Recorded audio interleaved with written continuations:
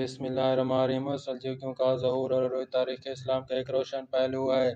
یہ سلجوقی تاریخ کی صفحات پر اس وقت نمودار ہوئے جب خلافت عباسیہ کے عروج کا سورج غروب ہو رہا تھا، مگر سلجوق خلافت عباسیہ کا سہارا بن گئے اور اسے بچا لیا اور ایک بار پھر دنیا پر مسلمانوں کی عظمت اور سقوت کا سکہ بٹھا دیا۔ آج کی ویڈیو میں ہم سلطان الپرسلان کے بارے میں بات کریں گے، جس کے ذکر کے بغیر سلجوقیوں کی تاریخ نامکمل ہے۔ سلطان الپرسلان 1029 کو خوارزم میں پیدا ہوئے۔ آپ کا اصل نام محمد بن داؤد چاغری تھا۔ اپنے چچا تغرل بیگ کے بعد تخت نشین ہوئے۔ آپ نے 1063 سے 1072 تک سلجوق سلطنت پر حکومت کی۔ سلطان الپرسلان سلجوق سلطنت کے سب سے طاقتور سلطان مانے جاتے ہیں، جس کے دور میں سلجوق سلطنت بہت وسیع ہوئی اور مکہ اور مدینہ جیسے مقدس شہر بھی سلجوق سلطنت کی حدود میں شامل ہو گئے۔ الپرسلان کم عمری میں ہی تلوار کے ماہر اور بہادر جنگجو بن گئے تھے اور اپنے چچا تغرل بیگ کے ساتھ فاطمیوں کے خلاف لڑائیوں میں شامل رہے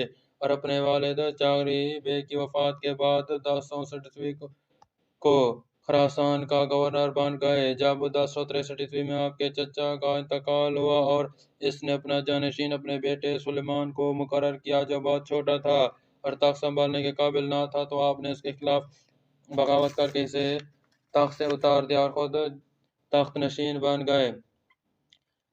پہلے 7 سال آپ نے اسلام کے زیر اثر علاقوں کو مضبوط کرنے میں گزارے جو کمزور پڑ رہے تھے۔ اس کے بعد آپ نے نئے علاقے فتح کرنے اور سلجوق سلطنت کو وسیع کرنے کا ارادہ کیا۔ جب ان کو یقین ہو گیا کہ اب ان کی حکومت مستحکم ہو گئی ہے، تو انہوں نے اپنے اگلے مشن کا آغاز کیا۔ اب ان کا ہدف صلیبی علاقے تھے جن کو وہ فتح کرنا چاہتا تھا، اور اس کے ساتھ ان کی تمنا تھی کہ وہ فاطمی سلطنت کو ختم کر کے وہاں خلافت عباسیہ قائم کر دے تاکہ وہ سارے علاقے اسلام کا پرچم بلند کر کے سلجوق پرچم کے سائے میں آ جائیں۔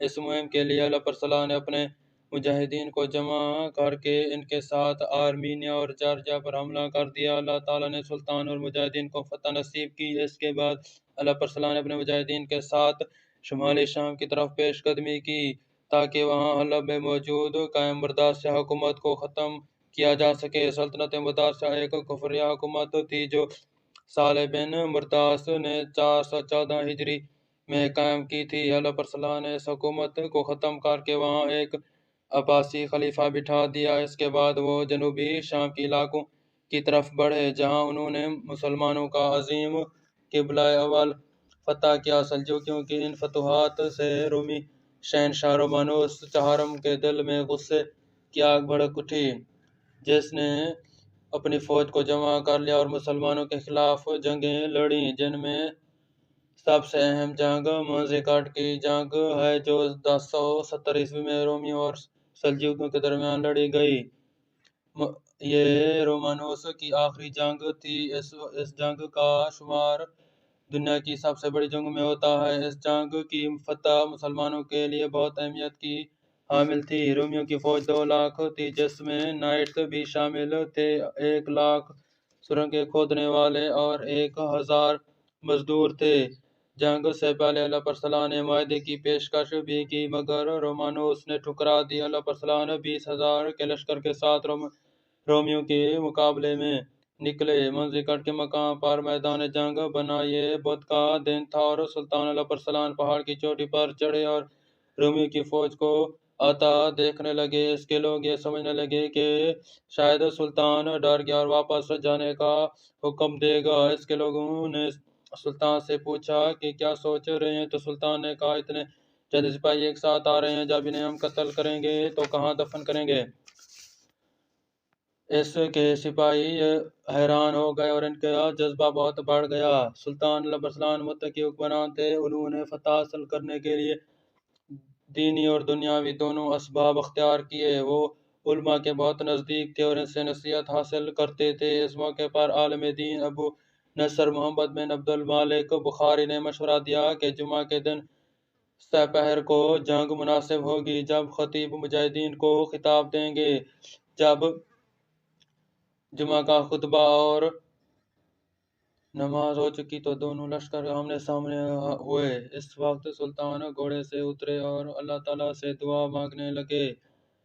اپنا سر مٹی پر رکھ کر اللہ تعالیٰ کے حضور سجدہ کیا اور اللہ تعالیٰ سے مدد کی دعا کی۔ اللہ تعالیٰ نے اپنی مدد نازل فرمائی اور مسلمانوں کو کافروں کے مقابلے میں ہمت دی۔ جنگ شروع ہوئی تو مجاہدین نے کفار کی لاشوں کے انبار لگا دی اور اپنے سے کئی گنا بڑی رومی فوج کو شکست دی، اور رومی شہنشاہ کو ایک رومی غلام نے گرفتار کر کے سلطان علیہ السلام کے سامنے پیش کر دیا۔ جب رومانوس کو سلطان علیہ السلام کے سامنے لایا گیا تو سلطان نے اسے 3 تھپڑ مارے جس سے وہ زمین پر گر پڑا۔ سلطان نے اپنا پاؤں رومانوس کی گردن پر رکھ کر اس سے پوچھا، اگر میں تمہاری قید میں ہوتا تو تم میرے ساتھ کیا سلوک کرتے؟ رومانوس نے کہا کہ میں برا سلوک کرتا، شاید تمہیں مار دیتا یا قسطنطنیہ کی سڑکوں پر گھسیٹتا۔ سلطان علیہ السلام نے کہا، میں تم سے اس سے بھی برا سلوک کروں گا، جو میں تمہیں معاف کرتا ہوں اور آزاد کر دیا۔ سلطان نے اس سے 15 لاکھ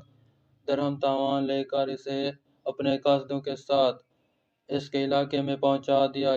جس وقت یہ قاصد رومانوس کو لے کر نکلے تو علیہ السلام نے اس کے ساتھ ایک جھنڈا دیا جس پر لا الہ الا اللہ محمد رسول اللہ لکھا تھا، اور جنگ منزکٹ کے نتیجے میں اناطولیہ ہمیشہ کے لیے عیسائیوں کے ہاتھ سے نکل گیا تھا۔ جب خوارزمی ترکوں کے خلاف مہم شروع ہوئی تو خوارزمی گورنر یوسف بن الخوارزمی کی تلوار سے علیہ السلام اچانک زخمی ہو گئے اور 4 دن کے بعد 25 نومبر 1072 عیسوی کو 42 سال کی عمر میں انتقال کر گئے۔ ترک قوم آج بھی 947 سال گزرنے پر جنگ منزکٹ کی یاد مناتی ہے اور علیہ السلام کو بہت یاد کرتی ہے، جو کافر فوجوں کے آگے کفن پہن کر کھڑا ہو گیا تھا اور اس کے سپاہی بھی اس کے ساتھ کفن پہن کر کھڑے ہو گئے تھے۔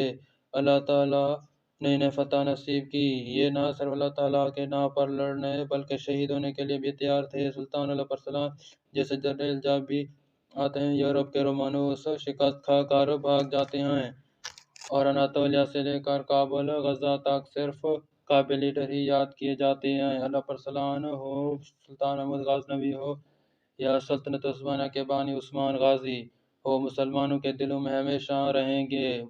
سلطان علیہ السلام کے بعد اس کا بیٹا ملک شاہ سلطان بنا۔ اگر ہماری ویڈیو اچھی لگے تو ہمارے چینل کو سبسکرائب کر دیں اور ہمیں سپورٹ کریں۔ شکریہ۔